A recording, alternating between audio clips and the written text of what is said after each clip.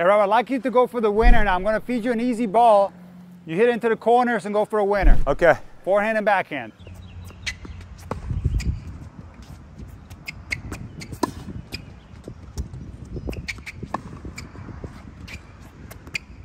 No slice, no slice. Go for the winner.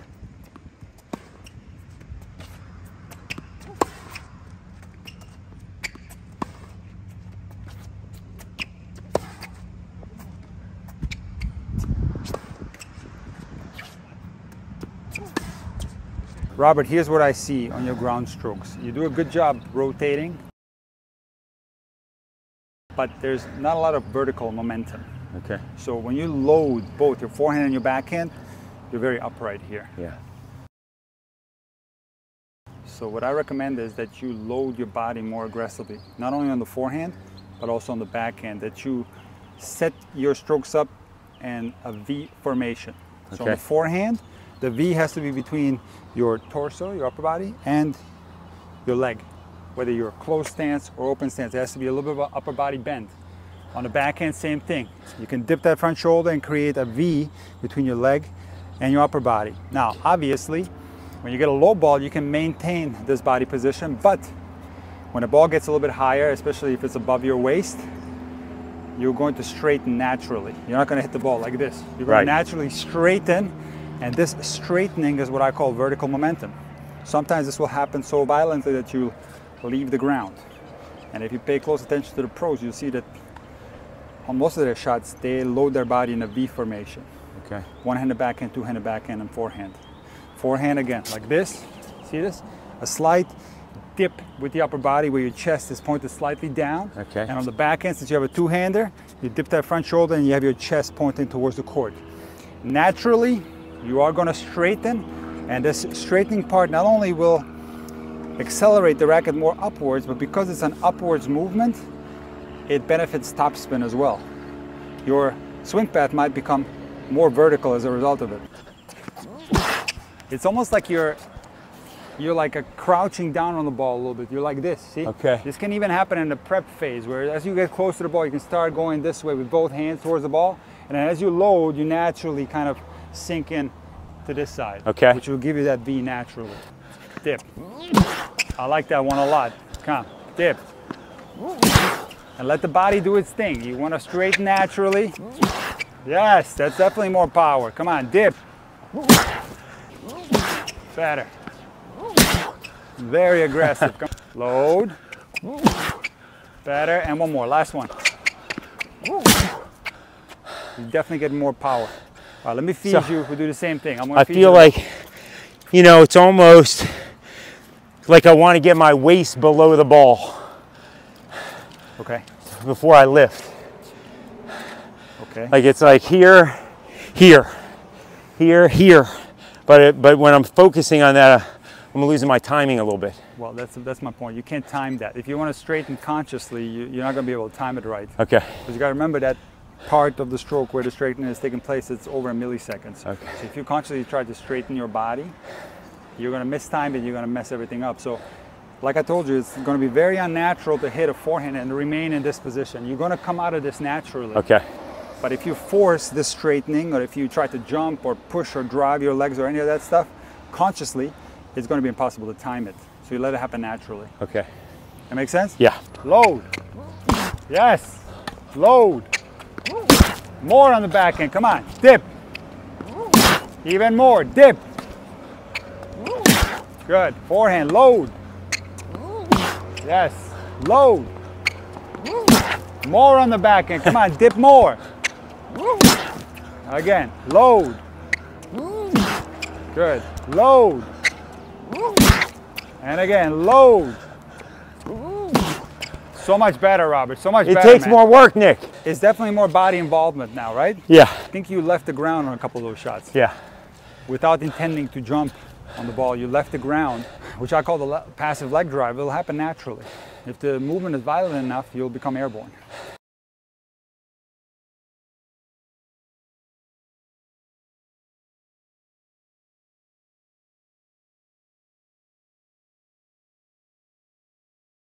Depends a little bit also on where you're making contact. The lower the contact, the less likely you're going to become airborne. But that was definitely more of a violent movement. There was definitely more of a body involvement. That looked a lot better to me. And the ball, not only did it have more pace, but it appeared to have more spin too. Right. Than before, and you were making less mistakes. Good. Come.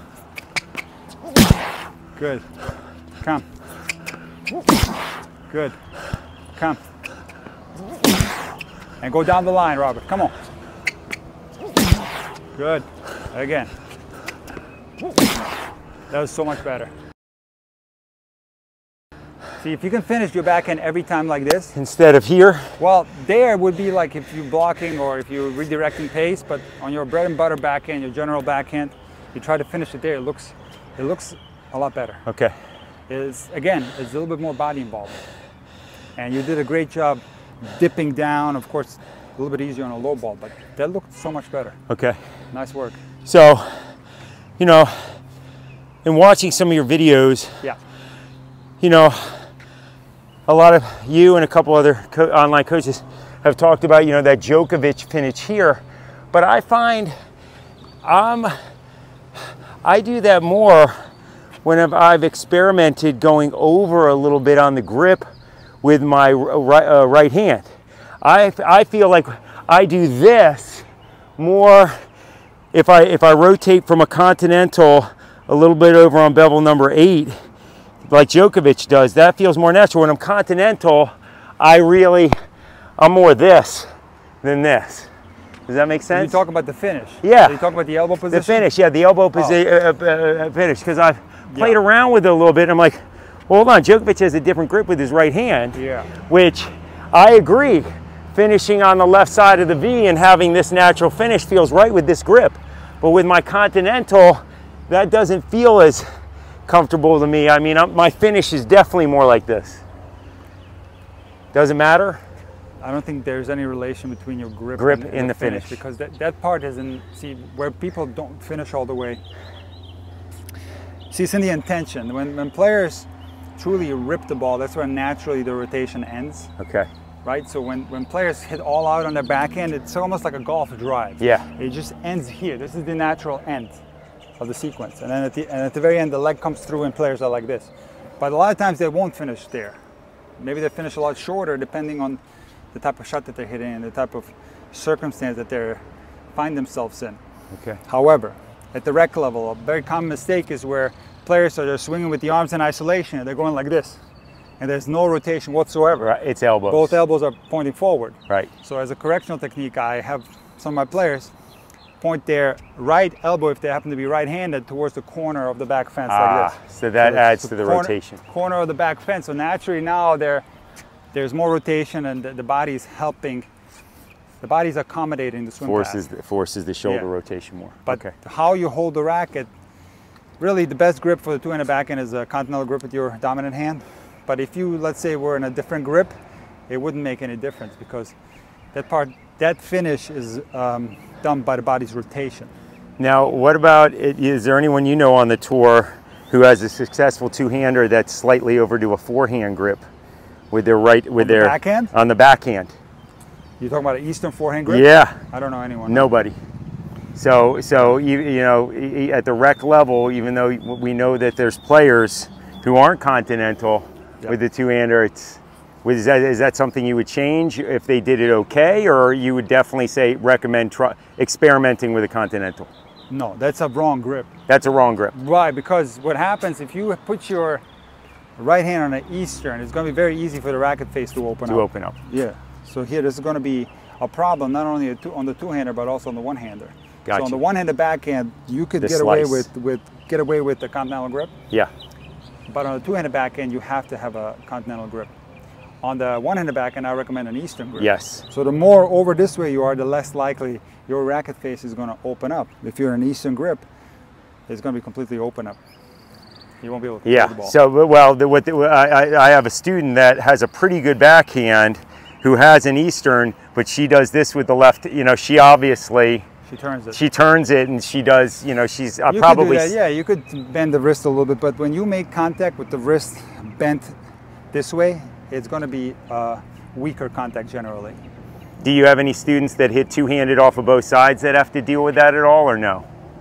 Say that again? Do you have any students that hit two-handed, like that might... Two-handed forehand yeah, and two-handed two-handed and two-handed backhand, or are they also doing the same thing? Not right now. I don't have any right now, no. But Okay. I have had some online remote students who had a two-handed forehand. So I did a lot of research on a two-handed forehand. So that's going to be a completely different shot altogether. Okay. Yeah, but it's unique to each situation. In any case, if I have somebody that, which I don't really see, but if I had somebody that has a Eastern grip on the two-handed backhand, I would correct it right away. Okay. Because it's a grip that's going to cause a lot of problems. Well, and it's not, and you got to change it anyway for the slice. Exactly. Yeah. Exactly. or else you get forehand slices. Right. It's going to be too open. You're going to have a lot of problems.